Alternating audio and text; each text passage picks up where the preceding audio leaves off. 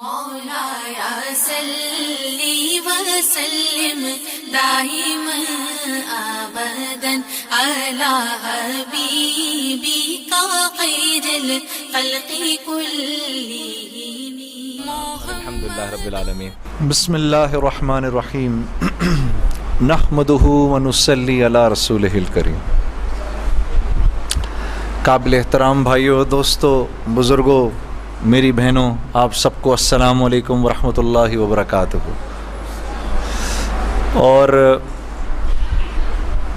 مجھے بے حد خوشی ہے آپ کے شہر آنے کی، اور میں سب سے پہلے اپنے پیارے بھائی، اپنے دوست مولانا عمران بشیر صاحب کا دل کی گہرائیوں سے شکریہ ادا کرتا ہوں کہ جنہوں نے مجھے موقع دیا میں آپ تک آؤں. پھر آپ تمام بہنوں اور بھائیوں کا کہ آپ لوگ آ گئے، اور آپ لوگوں کے آنے سے مجھے کتنی خوشی ہوئی ہے اور کتنی تسلی ہوئی ہے کہ میں آپ کو بیان نہیں کر سکتا.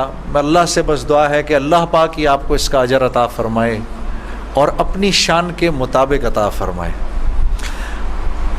آپ مولوی عمران صاحب سے دینی اور اصلاحی بیانات سنتے ہی رہتے ہیں. پتہ نہیں کیوں میرے دل میں آتی ہے کہ آج میں آپ لوگوں کو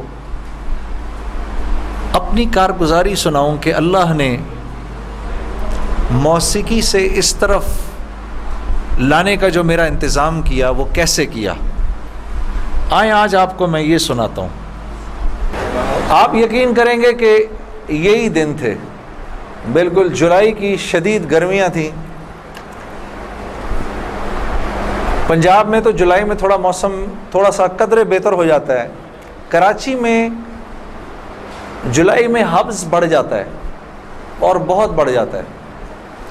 تو یہی جولائی کے دن تھے، میں گاڑی میں بیٹھا ہوا، شیشہ اس کا چڑھا ہوا تھا اور میں جا رہا تھا. تو میں نے اپنے بائیں طرف سے ایک جماعت کو گزرتے ہوئے دیکھا. مجھے کچھ اس طرح پتا تھا کہ یہ کچھ ایک جماعت ہے جو لوگوں کو مسجد کی طرف لے جاتی ہے اور وہ تنگ ونگ کرتی ہے، لوگوں کو گھروں سے نکال لیتی ہے.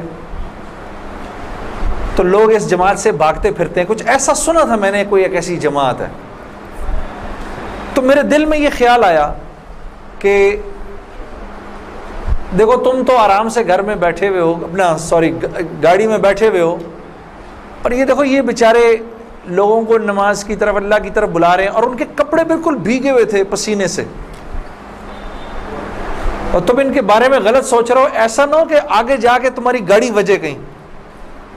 تو اپنی گاڑی کو بچانے کے چکر میں نے وہاں سے یو ٹرن مارا، اور یو ٹرن مار کے میں واپس لایا، اور واپس لا کے میں نے گاڑی کو یہ جماعت کے کچھ جو ساتھی تھے ان کے آگے روک لیا. روک کے میں گاڑی سے اتر کے میں جو جماعت کا جو سب سے آگے جو تھے بزرگ تھے، میں ان کے پاس گیا اور میں نے جا کے ان سے ایسے ہاتھ ملا کر میں نے کہا جی آپ بڑا اچھا کام کریں، میرے لیے بھی دعا کریں. ایسے ہی کہہ دیا میں نے. تو انہوں نے میرا ہاتھ پکڑ لیا اور مجھے کہنے لگے میں آپ کے لیے ضرور دعا کروں گا. اب مجھے کیا پتا کہ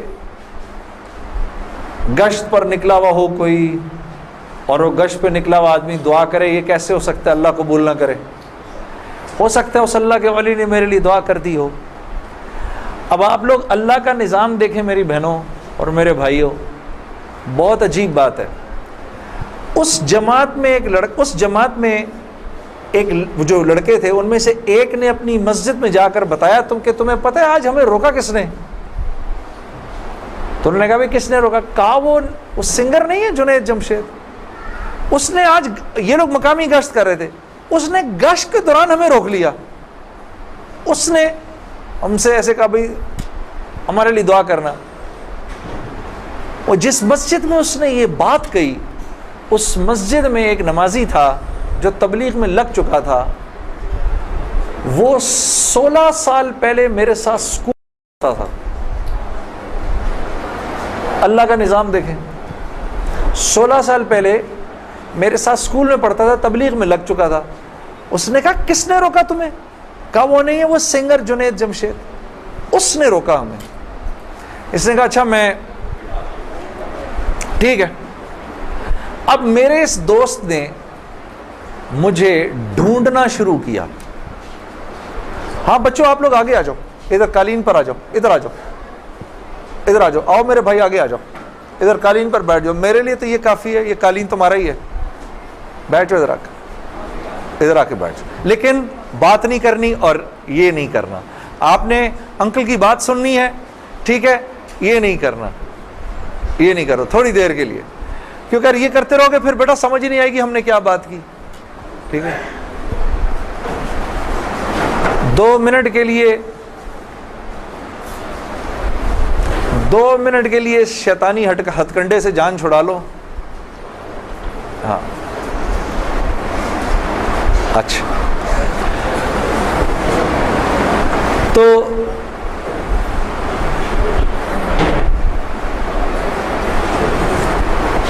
خیر میرے اس دوست نے مجھے ڈھونڈنا شروع کیا, اور اس واقعے کی کوئی تقریباً 1-1.5 مہینے بعد اس نے مجھے ڈھونڈ لیا. اور ایک دن جی میرے گھر فون آتا ہے, جنید. اب میں نے جب اس کا مجھے پہچانا, اس نے بولا جنید مجھے پہچانا. آپ یقین کریں گے میں 16 سال بعد اس کی آواز سن رہا تھا, میں پہچان گیا. میں نے کہا جنید بول رہے ہو؟ ہنسنے لگا, تو مجھے پہچان گیا؟ میں نے کہا میں بھی کو پہچان گیا, تو اتنا تو شرارتی لڑکا تھا تو کلاس کے اندر. اور میں نے کہا کیونکہ ہم دونوں کے نام ایک تھے تو تیرے چکر میں بھی بدنام رہتا تھا. ہنسنے لگا, یار کمال ہے تو نے مجھے پہچان لیا. میں نے کہا ہاں میں نے پہچان لیا, میں نے تیرے سے ملنا ہے. میں نے کہا کیوں؟ کہتا ہے بس ایسے ہی, وجہ کوئی نہیں ہے. میں نے کہا یار اچھا ہماری زندگی ایسی تھی, شوبز کی زندگی تھی ہماری, کہ ہمارا دل ملنے کو نہیں کرتا تھا کسی سے. یعنی ہم نے مینیجر رکھے ہوتے تھے جو ہمیں صرف لوگوں سے دور رکھتے تھے. ان کا کام تھا لوگوں سے بات کرنا, لوگوں سے ڈیل کرنا, ہم تک کوئی نہ پہنچے بس. یہاں تک کہ آپ حیران ہوں گے اگر میں آپ کو بتاؤں, یہ بڑی ایک افسوسناک بات ہے کہ ہمارے اپنے گھر والوں کا ہماری زندگی میں رول کم ہوتا تھا, ان مینیجرز کا رول زیادہ ہوتا تھا. آپ نے گھر کب جانا ہے, بچوں سے کب ملنا ہے, یہ تک ان مینیجروں کے ہاتھ میں ہوتا تھا. تو اب کوئی مجھے فون کرے کہ میں نے تم سے ملنا ہے, یہ تھوڑی کہ میں فوراً مل لوں گا اس سے. اب پتہ نہیں اللہ جانے اس نے کیوں ملنا ہے, میرا وقت ضائع کرے گا کیا ہے. تو میں نے جنید غنی سے کہا کہ یار بغیر وجہ کے کیوں ملنا ہے تم نے, بس ایسے ہی. میں نے کہا انشاءاللہ دیکھو پھر چلو اللہ نے کبھی موقع دیا تو ملیں گے. کڑک میں نے فون بند کر دیا, ہمیں تو عادت تھی فون بند کرنے کی. اگلے دن پھر فون آ گیا اس کا. میں نے بولا کیا کام ہے؟ کام کوئی نہیں, ملنا ہے. کیوں؟ یار کوئی وجہ نہیں, مل لیتے ہیں. میں نے کہا یار وقت نہیں ہے, فون پہ بات کر لو. نہیں فون پہ کام کوئی نہیں ہے. کڑک فون پر. ایک دفعہ ہوا, 2 دفعہ, اب اس کا میں ہیلو سنتا تھا فون بند کر دیتا تھا. یہ سلسلہ 1-2 مہینے تک چلتا رہا, یہاں تک کہ جنید غنی کو میرے گھر کے نوکروں کے نام یاد ہو گئے, فون اٹھانے والوں کے نام یاد ہو گئے, سب کچھ یاد ہو گیا. اس کو سب پتا ہوتا تھا میں کب پاکستان میں ہوں, کب نہیں ہوں, کب کہاں ہوں, سب. ایک دن اس کا فون آیا, تو جب میں نے فون رکھنے لگا مجھ سے کہتا دیکھ میں تجھے اللہ کا واسطہ دیتا ہوں, میری 1 منٹ کی بات سن لے. میں نے بولا بولو. میں ابھی عمرہ کر کے آیا ہوں, تو میں مدینے اور مکے کی کھجوریں اور زمزم اور یہ کچھ چیزیں لے کر آیا ہوں, یہ لے لے میرے سے, پھر اس کے بعد میں چلا جاؤں گا. کتنی دیر کے لیے آؤ گے تم؟ 5 منٹ کے لیے. میں نے کہا ہاں 5 منٹ. جنید غنی یاد رکھنا 5 منٹ. دوپہر کو مجھے یاد ہے 3:30 بجے ابھی تک پلاننگ ہوئی, جنید غنی صاحب آئے. اب میں نے جب جنید غنی کو دیکھا تو میرا تو دماغ ہی چکرا گیا. کیا دیکھتا ہوں, سفید لباس جیسے مولوی صاحب نے پہنا ہوا ہے, سر پہ پگڑی, اتنی بڑی داڑھی, اوپر واسکٹ پہنی ہوئی اس نے, پائنچے اس کے اوپر. میں نے کہا جنید غنی یہ تجھے کیا ہو گیا؟ کہتا ہے مجھے کیا ہو گیا؟ میں کیا کہوں تجھے کیا ہو گیا؟ میں نے کہا یہ تیرا حال تیرے جیسا ہے شیطان, یہ اتنا بڑا بزرگ بنا ہوا, آؤ بیٹھو میرے پاس. آیا میرے پاس بیٹھا, اس نے مجھے کھجوریں دیں, زمزم دی, جانماز دی, اور پورے 5 منٹ میں کہتا ہے میرے 5 منٹ پورے ہوئے, اب میں چلتا ہوں. میں نے کہا نہیں, اب بیٹھ جاؤ, بیٹھ جاؤ, مجھے بتاؤ یہ سب کیا ہے. پھر مجھے کہنے لگا چل چھوڑ اس کو یار, اسکول کی بات کرتے ہیں. میں نے کہا اسکول چھوڑو, مجھے بتاؤ یہ کیا ہے, یہ کنہوں نے تمہارا حال کیا. یہ مجھ سے کہنے لگا مل لو ان سے. میں نے کہا ہاں میں نے ان سے ملنا ہے, میں نے ان سے ملنا ہے. آپ سوچو کوئی آدمی تبلیغ والوں کے چنگل میں پھنس جائے, ہاں. تو مجھ سے کہتا ہے کل سے ہمارا اجتماع شروع ہو رہا ہے, میرے ساتھ اجتماع پر چلو. میں نے کہا میں چلوں گا. تو میں کل تمہیں پک کرنے آؤں گا, صبح کے وقت پک کرنے آؤں گا. آپ یقین کرو 5 منٹ کے لیے آیا تھا, 3.5 گھنٹے میں نے بٹھا کے رکھا اس کو اپنے پاس. میں اس سے باتیں سنتا رہا, جنید غنی کیا, پھر کیا ہوا, پھر کیا ہوا, پھر کیا ہوا, کیا ہوا, کیا ہوا. آخر میں نے کہا میں تمہارے ساتھ اجتماع پر چلوں گا. خیر جی میں تیار ہو گیا. میں نے اپنی نئی صاف ستھری جینز نکالی, اپنی میں نے ٹی شرٹ نکالی, لمبے لمبے میرے بال تھے, ہاں. میں تیار ہو گیا جس طرح میرا خیال تھا بہترین طریقے کا تیار ہونے کا, میں ہو گیا تیار. اب جب میں وہاں پہنچا, اترا, میں نے جا کے اجتماع دیکھا تو میں نے دیکھا کہ ہر آدمی شلوار قمیض میں, ہر آدمی کے سر پہ ٹوپی. تو میں نے جنید غنی سے کہا جنید غنی سن, یہ مجھے کو مار تو نہیں دے گا ادھر ہے, کو میرا کو قتل وتل تو نہیں ہو جائے گا میرا. کہتا نہیں ہم لوگ مارنے والی پارٹی نہیں, ہم لوگ کھلانے والی پارٹی ہیں. میں نے کہا اچھا لے جاؤ مجھے اندر. پھر اب میں اندر جانا شروع ہوا اجتماع گاہ میں, تو میں نے دیکھا کہ لوگ ایک دم اکٹھے ہونا شروع ہو گئے. پیچھے سے مجھے آوازیں آئیں, ارے یار یہ تو جنید جمشید ہے یار. کو 2-4 آوازیں آئیں, ابھی یہ ادھر کیا کر رہا ہے. تو مجھے یہ بات بری بھی لگی ہلکی سی, کیا مطلب بھائی کہ تم بہت بڑے مسلمان ہو, میں نہیں آ سکتا کیا. خیر میں اندر گیا, اندر جا کر بیٹھا تو میں نے دیکھا ایک مجمع سب پہنچ گیا ملنے کے لیے, دیکھنے کے لیے. جو بھی جنید غنی نے مجھے بٹھایا, تم ادھر ہی بیٹھو یہیں پر, اور میں ابھی ایک صاحب کو لے کر آتا ہوں. خیر یہ مجھے بٹھا کر چلا گیا.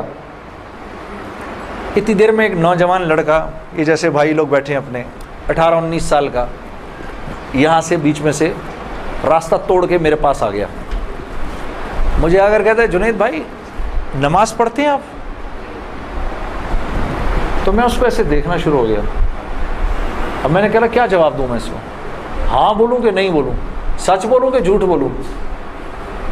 دیکھتا رہا اس کو, دیکھتا رہا, لیکن اندر ہی اندر نا مجھے غصہ آنا شروع ہو گیا کہ اب یہاں یہ ہوگا, اگلا پوچھے گا آپ قرآن پڑھتے ہیں کہ نہیں پڑھتے ہیں, پھر اگلا پوچھے گا آپ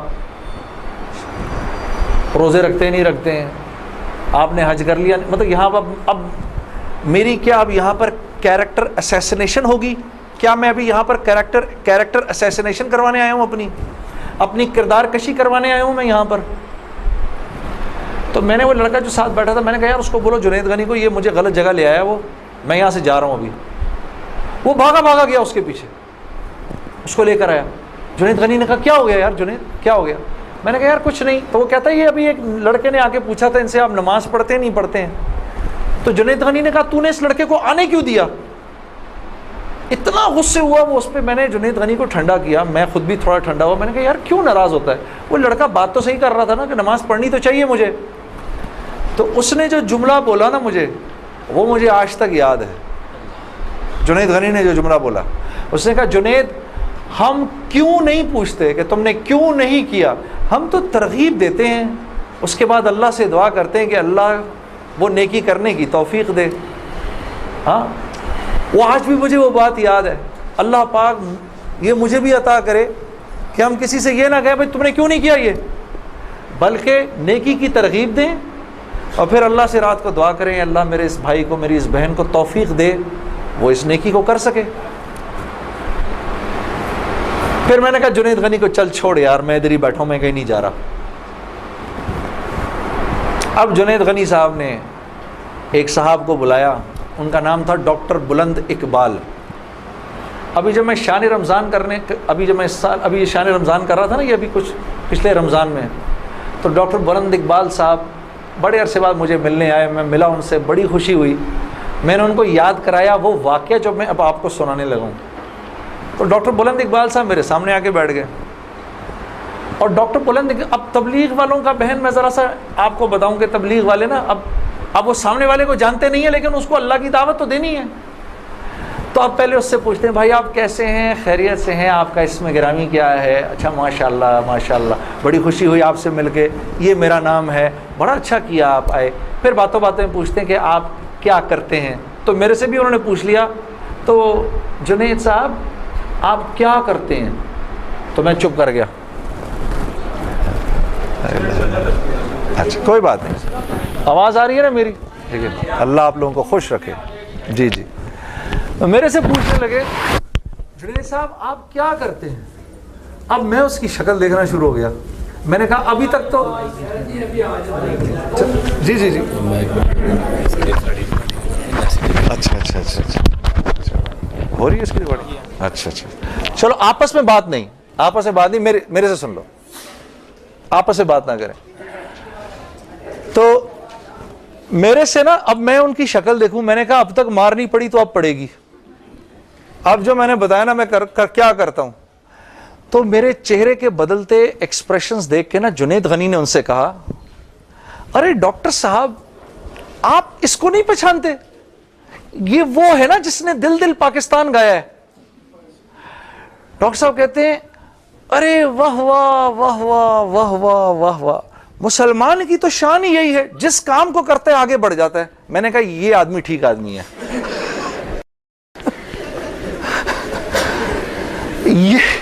یہ بالکل ٹھیک آدمی ہے، اس سے کرو دوستی. تو بعد میں میں نے ڈاکٹر صاحب سے کہا ڈاکٹر صاحب یہ جواب آپ کہاں سے لائے اتنا خوبصورت سا؟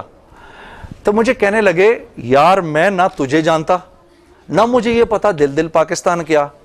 تو جب اس نے بولا نا کہ اس نے دل دل پاکستان گایا تو میں نے کہا واہ واہ واہ واہ، اور میں دل میں دعا کروں یا اللہ جلدی سے صحیح جواب میرے ذہن میں ڈال، جلدی سے صحیح بات ڈال میرے ذہن میں. تو میں نے فٹ کہہ دیا.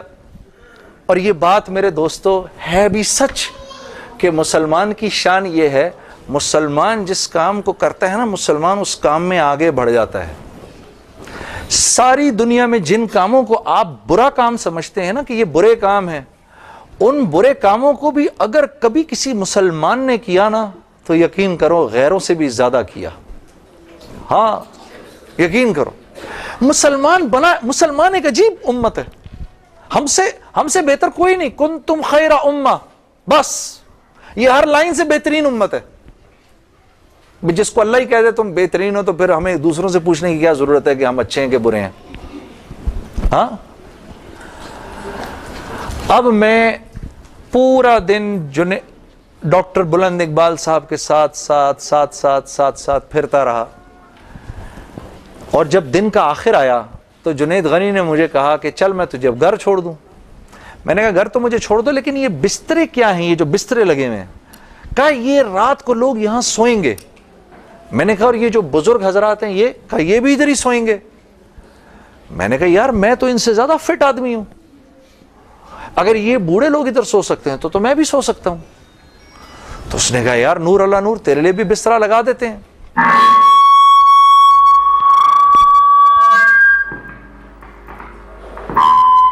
جی اب ٹھیک ہے. تو مجھے کہنے لگا تیرے لیے بھی بسترا لگا دیتے ہیں. میں بھی سو گیا ادھر ہی اس رات کو. وہ شاید زندگی کی پہلی دفعہ زندگی میں رات کو تہجد کی نماز پڑھی، اٹھا دیا اس نے بیچ میں. تو ایک دن گزرا، دوسرا دن گزرا، تیسرے دن مولوی طارق جمیل صاحب کا بیان تھا. اب مجھے تو نہیں پتا یہ کون ہے. ہاں جب مولوی صاحب نے بیان کیا تو میں نے جنید غنی سے کہا یار بڑے اچھے اچھے بیان تھے یہ سارے تیرے بزرگ, یہ کون آدمی ہے؟ کہنے لگا یار یہ ہیں ہمارے ایک مولانا. میں نے کہا یار میں نے ان سے ملنا ہے. کہتے یار ان سے نہیں مل سکتا کوئی. میں نے کہا بھائی میں اس ملک کے صدر سے بھی مل سکتا ہوں اور اس ملک کے پرائم منسٹر سے بھی مل سکتا ہوں, یہ مولوی سے ملنا کیا مشکل ہے؟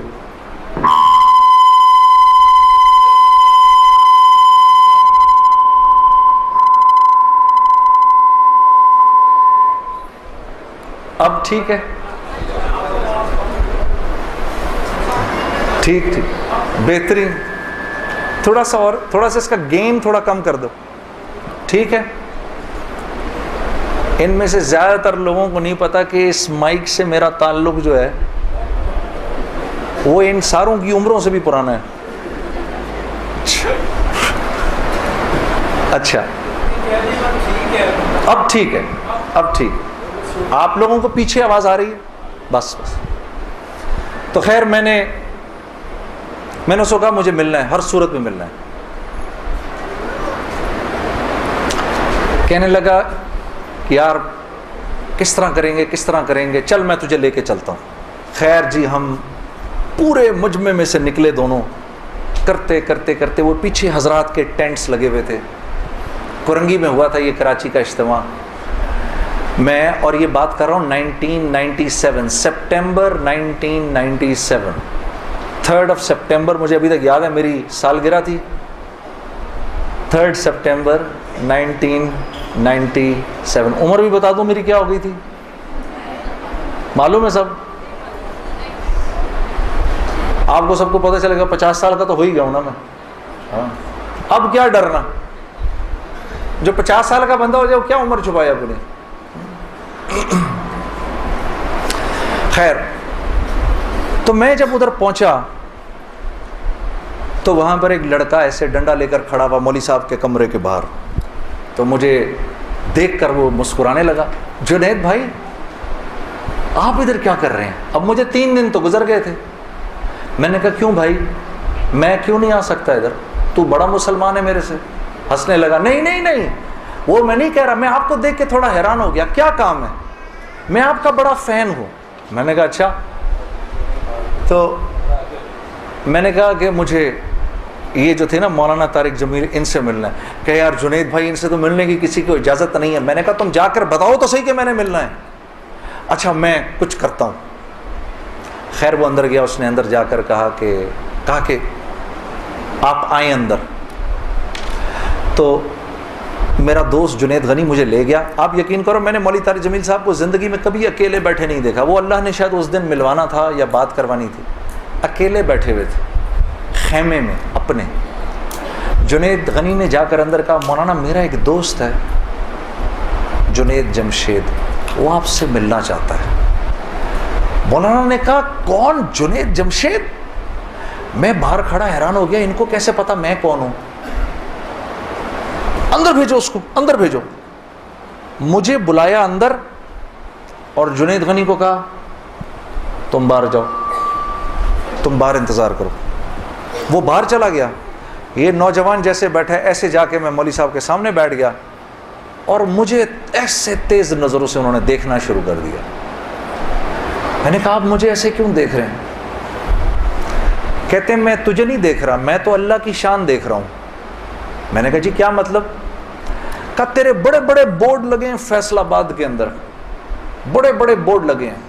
میں اکثر ان بورڈز کو دیکھ کر کہتا تھا, مجھے بعد میں مولانا نے بتایا, میں ان کو بورڈز کو دیکھ کر کہتا تھا ہر ایک کو ہدایت مل سکتی ہے, اس کو نہیں مل سکتی.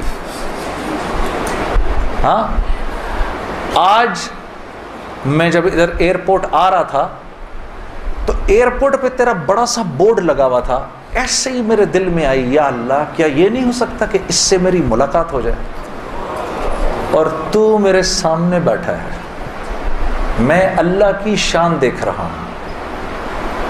تو میں نے کہا اچھا.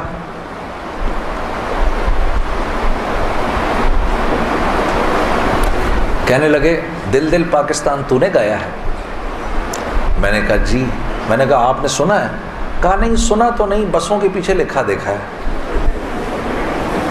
میں نے کہا چلو یہ کسی یوں پہنچا نہ پہنچا، آئے تو صحیح برسر الزام ہی آئے، ہاں ہونٹوں پہ کبھی ان کے میرا نام ہی آئے، آئے تو صحیح برسر الزام ہی آئے۔ میں نے کہا چلو یوں نہیں تو یوں سے، تعارف یوں نہیں ہوا تو یوں ہو گیا، بسوں کے پیچھے تو لکھا دیکھ لیا، کوئی نہیں کوئی نہیں۔ ادھر سنو، اور یہ ہمارے ملک کی سوغات ہے، اس پہ گھبرانا نہیں چاہیے یار۔ ایسے ہو جاتے ہیں، ہائے یہ کیا، ارے یار کیا ہو گیا، بجلی چلی گئی نا، آ گئی۔ یہ تو ہمارے ملک کی سوغات ہے، اس پہ گھبرانا نہیں چاہیے۔ ہاں اس پہ اس لیے نہیں گھبراؤ، آپ نہیں گھبراؤ گے نا تو غیر بھی نہیں گھبرائیں گے۔ جب آپ گھبرا جاتے تو غیر بھی کہتے ہیں ہاں یار کوئی عجیب سی بات ہو گئی ہے، تو ہاں ان کو بھی بولو یوز ٹو ہو جاؤ بھائی، ہم لوگ مل بانٹ کے کھانے والے ہیں، کبھی آپ کے گھر نہیں تو کبھی ان کے گھر نہیں، ہاں کبھی میرے گھر تو کبھی آپ کے گھر، تو اس پہ گھبرانا نہیں چاہیے۔ خیر، تو میں نے مولوی صاحب سے کہا مولانا میرا ایک سوال ہے، ایک پاکستانی نوجوان میری عمر کا، جس نام شہرت کا تصور بھی نہیں کر سکتا، وہ سب کا سب میرے پاس موجود ہے، لیکن میں اندر سے خالی ہوں۔ لوگ اس بات کو نہیں جانتے، لوگ سمجھتے ہیں کہ میں بہت خوش ہوں، لیکن میں اندر سے بہت پریشان ہوں، بہت اضطراب ہے، اور اس کی وجہ مجھے سمجھ نہیں آتی۔ فرمانے لگے تیرا مسئلہ یہ ہے کہ تجھے چوٹ لگی ہے سیدھے گھٹنے پر اور تو مرم لگا رہا ہے الٹے گھٹنے پر۔ میں نے کہا جی وہ کیسے؟ فرمانے لگے دیکھو اللہ نے انسان کو دو چیزوں سے بنایا ہے، ایک مٹی سے بنایا ہے، ایک جسم سے بنایا ہے جو کہ مٹی کا بنا ہوا ہے، اور ایک روح ہے جو اللہ کا امر ہے، ٹھیک؟ تو جسم کیونکہ مٹی کا ہے اس لیے اللہ نے اس کی ہر ضرورت کو مٹی میں رکھا ہے۔ جو کھانا ہم کھاتے ہیں، جو کپڑے ہم پہنتے ہیں، جو پانی ہم پیتے ہیں، جن گھروں میں ہم رہتے ہیں، جو چیزیں ہم استعمال کرتے ہیں، یہ سب جسم کی ضرورت کی چیزیں ہیں، اور کیونکہ جسم مٹی کا ہے تو اللہ نے ان تمام ضرورتوں کو مٹی میں رکھا ہے۔ روح اللہ کا امر ہے، یہ آسمانوں سے آئی ہے تو اس کی خوراک بھی آسمانوں پر ہے، زمین میں نہیں ہے۔ پھر فرمانے لگے اگر میں تم کو سونے کے ایک محل میں بند کر دوں اور 4 دن کھانے کو نہ دوں تم کیا کرو گے؟ میں نے کہا ظاہر سی بات ہے میں چیخوں گا کہ مجھے کچھ کھانے کو دو۔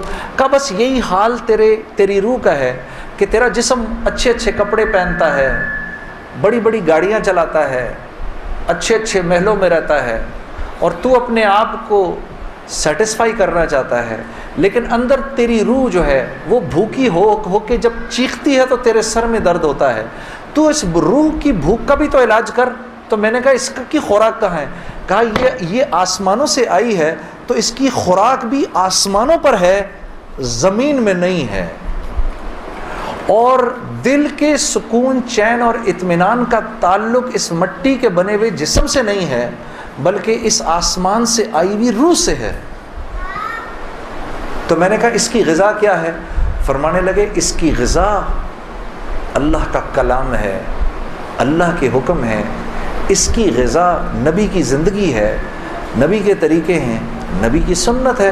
وہ جب تک اس کو ملیں گے نہیں یہ بھوکی رہے گی، اور جب یہ بھوک کر چیخے گی تو پھر تم تو مسلمان ہو، تمہیں تو پتہ ہے، غیروں کو تو پتہ نہیں، وہ دماغ کی اس چیخ کو سلانے کے لیے کبھی شراب پیتے ہیں، کبھی نشے کرتے ہیں، لیکن یہ تو جب تک روح بھوکی ہے اس وقت تک اندر سے تم مضطرب رہو گے، سکون چین نہیں ملے گا۔ اور پھر قرآن کی وہ آیت پڑھی مجھے آج بھی یاد ہے، الا بذکر اللہ تطمئن القلوب، کہ اللہ پاک چیلنج دے رہے ہیں سب کو کہ اگر دل کا سکون، چین اور اطمینان چاہیے میرے بندو، مالداروں، حکومت والوں، دولت والوں، شہرت والوں، اگر تمہیں دل کا سکون، چین، اطمینان چاہیے تو تمہیں مجھ سے تعلق بنانا پڑے گا، مجھ سے یاری لگانی پڑے گی۔ مولانا کی یہ بات سن کر میں تو پہلے ہی پریشان تھا، 3 دن سے بیان سن رہا تھا، میں تو دھاڑے مار کے رونا شروع ہو گیا، روتا رہا بڑے دیر تک۔ پھر جب مجھے تھوڑا سا چین آیا تو میں نے کہا مولوی صاحب اس کا مطلب کیا ہے، میری پوری زندگی برباد ہو گئی؟ تو فرمایا نہیں، بالکل بھی نہیں، کہ یہ معاملہ تم دنیا والوں سے تھوڑی کر رہے ہو، یہ معاملہ تم تو اللہ سے کر رہے ہو۔ اور اللہ کے ہاں معاملہ کیا ہے؟ اللہ کے ہاں معاملہ کیا ہے کہ ابھی انسان اللہ رب العزت سے معافی مانگنے کا ارادہ ہی کر رہا ہوتا ہے، دل میں ابھی خیال ہی آ رہا ہوتا ہے کہ اللہ رب العزت اگلے پچھلے معاف کر دیتے ہیں سارے۔ پھر مجھے فرمایا، یہ مجھے پھر بات سنائی، حدیث قدسی سنائی کہ میرے بندے تو یہ زمین و آسمان سارے کے سارے اگر اپنے گناہوں سے بھر دے، جو کہ تو بھر نہیں سکتا، اگر تمام جن و انس بھی مل جائیں تو بھر نہیں سکتا، لیکن اگر تو نے ایسا کر بھی دیا، ایک مرتبہ اگر تو نے کہا اے اللہ مجھے معاف کر دے، تو نہ صرف یہ کہ ہم تمہیں معاف کر دیں گے بلکہ تم ایسے ہو جاؤ گے جیسے تم نے ان گناہوں کو کیا ہی نہیں۔ میں تو بے یقینی کی حالت میں مولانا کو دیکھنے لگا، میں نے کہا مولوی صاحب واقعی؟ کہا ہاں۔ پھر پوچھنے لگے کیا ارادہ ہے؟ اب میرا ارادہ میوزک چھوڑنے کا تو نہیں تھا کہ میں نے کہا ادھر آؤ، وہ کیا کہ نمازیں بخشوانے آئے، کیا روزے گلے پڑ گئے؟ ہاں جی، میرا تو کوئی پروگرام نہیں تھا میوزک چھوڑنے کا، لیکن گناہ بھی بخشوانے تھے۔ تو پھر مجھے کہنے لگے توبہ کرو گے؟ میں نے کہا مولوی صاحب کس چیز سے؟ کہا اپنی اس پچھلی زندگی سے۔ میں سوچ میں پڑ گیا۔ اچھا، میں نے کہا جی میں توبہ کرتا ہوں۔ میں نے توبہ کی، یا اللہ میوزک چھوڑنے کا تو میرا کوئی موڈ نہیں، یہ مولوی بھی اللہ جانے کیا کہہ رہے ہیں، لیکن اگر تجھے اس سے کوئی میرے لیے بہتر زندگی نظر آتی ہے تو تو مجھے اس زندگی پہ لگا دے کہ واقعی میں چاہتا ہوں کہ تجھے راضی کر سکوں، تجھے خوش کر سکوں۔ اے اللہ پچھلی پوری زندگی پر توبہ کرتا ہوں، اگلی زندگی تیرے حکموں پر چلنے کی کوشش کروں گا۔ اگر تو واقعی ایسا ہے جیسا یہ مولوی صاحب فرما رہے ہیں تو تو مجھے معاف کر دے۔ میں نے کہا توبہ کر لی۔ مولوی صاحب نے کہا اب کیسا محسوس کر رہے ہو؟ میں نے کہا جی بہت ہلکا۔ پھر میں نے کہا لیکن مولوی صاحب بات تو یہ ہے کہ اگر میرے پچھلے سارے معاف ہو گئے اور اس پر اللہ نے اگر جنت دی تو میری تو بہت ہی بڑی جنت ہوگی، آپ سے بھی بڑی۔ تو فرمانے لگے نہیں بیٹا اتنی جلدی نہ کرو، تمہیں وصول تو ہم ہی نے کیا ہے، جو تجھے ملے گا اس سے تو بڑا ہمیں ملے گا ہی ملے گا۔ ہاں، لیکن میں نے کہا مولوی صاحب، اور بہنیں اس بات کی تصدیق کریں گی، موسیقی تو روح کی غذا ہے کہ نہیں؟ ہاں، یہ سیالکوٹ کی خواتین یقین کرو پورے ملک کی پہلی بہنیں ہیں جو کہہ رہی ہیں نہیں، ورنہ اگر کسی نے نہیں بولا تو چپ ضرور رہی ہیں، سارے مردوں نے بولا ہے موسیقی روح کی غذا نہیں ہے۔ موسیقی روح کی غذا ہے جی؟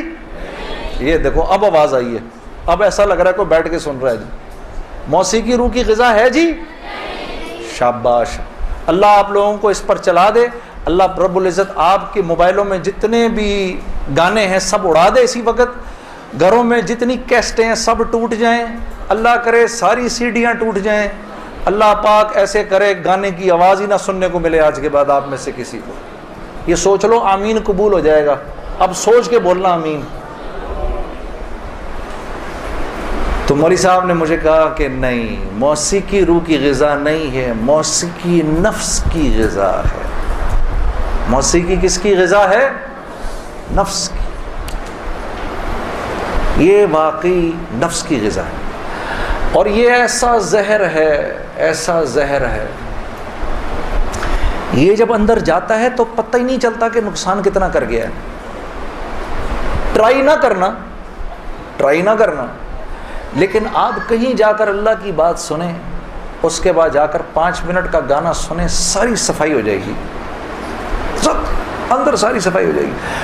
میں یہ نہیں کہ بعد میں مجھ سے لوگ پوچھتے ہیں حلال ہے حرام ہے، اس کے لیے تو یہ مولوی بیٹھے ہوئے ہیں نا، ان سے پوچھو۔ میں آپ کو وہ بتا رہا ہوں جو ہوتا ہے،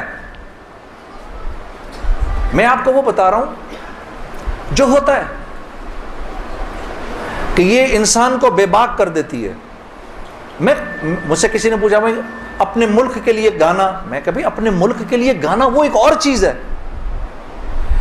میں ان گانوں کی بات کر رہا ہوں جن کو عام طور پہ لوگ سن رہے ہوتے ہیں بازاروں میں, ہاں, اور پھر کہتے ہیں اس کے سننے میں کیا ہے. ارے یار میں کیا بتاؤں آپ کو کیا ہے. خدا کی قسم اگر وہ زندگی اس زندگی سے بہتر ہوتی مجھے کیا تکلیف تھی. مجھے ایک ساتھی کہنے لگا اب تو آپ کے لیے اس زندگی کی طرف جانا بڑا مشکل ہے. میں نے کہا کوئی مشکل نہیں, گلا تو وہیں کا وہیں ہے, گا سکتے ہیں, لیکن اب اس زندگی کی طرف جانے سے بہتر لگتا ہے کہ میں آگ میں چھلانگ مار دوں, کہ وہ اس قدر خطرناک زندگی, وہ اتنی ایک, یقین کرو پوری, صرف گانا نہیں ہوتا, وہ ایک پوری زندگی ہے.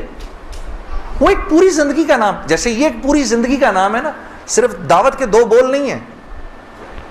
ہاں, میرے دوست مجھ سے لڑتے تھے, یار تو ادھر گانا گا ادھر جا کے اذان دے دے. ارے میں نے کہا نہیں ہوتا ایسے نہیں ہوتا بھائی. گانا گانے والے کو تو اذان کی آواز سے نعوذ باللہ نعوذ باللہ نعوذ باللہ کراہیت آتی ہے, کراہیت آتی ہے. مجھے یاد ہے ہم کانسرٹ کر رہے ہوتے تھے اور مغرب کی اذان اگر ہوتی تھی, یقین کرو وہ, کیونکہ وہ تو دعوت کے بول ہیں نا, ادھر تو ایک غلط کام ہو رہا ہے نا, وہ تو دعوت کے بول ہیں. وہ دعوت کے بول جب ہمیں سنائی دیتے تھے تو وہ ہمارے سینے کو پھاڑ کے نکل جاتے تھے. ایسے تھوڑی ہوتا ہے, یہ کوئی کھیل مذاق ہے کیا, یا یہ کوئی ٹی وی کا پروگرام ہے کہ جس میں ایکٹنگ ہو رہی ہے کہ نہیں بھئی ادھر جا کر اذان دے دی, ادھر جا کے گانا گا دی, ادھر جا کے اذان دے دی. ایسے نہیں ہوتا. اور پھر اللہ کے نیکی کے کام کرنے کی تو اللہ کی طرف سے توفیق ملتی ہے میرے دوستوں. ہاں, عمل صالح کرنے کی تو توفیق ملتی ہے. یہ ایسی تھوڑی کو میرا مطلب ہے خالہ جی کا کھیل ہے کہ 95% نماز نہیں پڑھ رہا اور 5% نماز پڑھ رہا ہے. کیوں ہے ایسا؟ سب کیوں نہیں پڑھ رہے؟ من جانب اللہ توفیق ملتی ہے. خیر جی, میں کھڑا ہوا, میں نے کہا اچھا مولانا آپ سے وعدہ تو کر لیا. میرے دوستو میں باہر نکلا سوچتا ہوا, میرے اندر آپ یقین کرو ایک تلاطم برپا ہو گیا. ہاں, ایسی میرے اندر ایک خیر و شر کی نا جنگ شروع ہو گئی, ایسے کر کے ایسی جنگ, راتوں کو اٹھ جاتا تھا میں اور پوری رات بیٹھا رہتا تھا, ایسے جانماز کھول کے میں بیٹھ جاتا تھا, سوچتا رہتا تھا میں کیا کرنے لگا ہوں. ایک لمحے خیال آتا تھا نہیں بڑی نیکی کا کام کر رہا ہے تو لوگوں میں محبتیں پھیلا رہا ہے, لوگ خوش ہو رہے ہیں. دوسری طرف خیال آتا تھا یار کیا یہ اللہ رسول کو یہ بات منظور ہے, ان کو پسند ہے, میں کیا کر رہا ہوں. پھر یہ خیال آئے ارے نہیں ان مولویوں کی نہ سننا. پھر یہ خیال آئے, یاد رکھنا آپ کو میں 2-4 وہ باتیں بتا رہا ہوں جو میرے پہ گزری, یہ میں گر کی باتیں بتا رہا ہوں آپ کو. جب شیطان اپنا چکر چلائے گا نا 2 باتیں کرنے کو کہے گا, یاد رکھنا. پہلی بات, یار یہ تبلیغ والوں سے اب ملنا مت, مولانا سے بات نہ کرنا, ملنا مت. دوسری, مسجد میں نہ جانا. 2 کام نہ کرنا کبھی, ایک تبلیغ والوں سے ملنا مت, ایک مسجد میں نہ جانا. اور بہنوں یہی تمہارے ساتھ ہوگا. وہ جو ہے نا وہ اپنا تبلیغی ساتھی, اس کی بیوی, اب اس کو فون نہ کرنا آئندہ, ٹھیک ہے, اس کے گھر نہ جانا, اب تعلیم میں نہ جانا, کیونکہ اس کو پتا ہے یہ وہاں گئی اور عورت کا دل تو مرد سے 10 گنا زیادہ جلدی اللہ کی بات کو لے لیتا ہے. ہاں, فوراً. میں واپس آ کے بیوی کو کارگزاری سناتا تھا تو میں اس کی حالت بدلی بھی دیکھتا تھا, حالانکہ وہ نہ مسجد آئی نہ اس نے وہ اعمال ہوتے دیکھے. اس لیے میں آپ کو بتا رہا ہوں بھائی, جب آپ نکلا کرو گھر واپس آ کر بیوی کو سب بتایا کرو ہم نے کیا کیا. وہ جذبات بنتے ہیں گھر والی کے, اور جب گھر والی کے جذبات بنتے ہیں تو پھر بچوں کی صحیح تربیت شروع ہوتی ہے. دین ان کی زندگی میں آیا تو گھر کے اندر آ گیا, جب تک آپ کی زندگی میں ہے گھر سے باہر ہے. گھر والی کی زندگی میں آ گیا, گھر کے اندر آ گیا. تو میں آہستہ جو بھی 3 دن میں سنتا تھا آ کر گھر والی کو عائشہ کو بتاتا تھا، عائشہ آج یہ سنا، آج یہ سنا، آج یہ سنا، کرتے کرتے آہستہ آہستہ پھر میں نے اپنی ماں کو بتانا شروع کیا، مرحومہ کو۔ اللہ کی شان، میں آج بھی اللہ کا شکر کرتا ہوں، مجھے موقع محل نہیں تو میں آپ کو کبھی بتاؤں جب میری ماں کا انتقال ہوا تو کیسے ہوا۔ میرے دل کی دعا ہے اللہ ہر عورت کو دنیا سے ایسے لے کے جائے جیسے ہماری والدہ گئیں۔ مولاي صلي وسلم دائما ابدا على حبيبك خير الخلق كلهم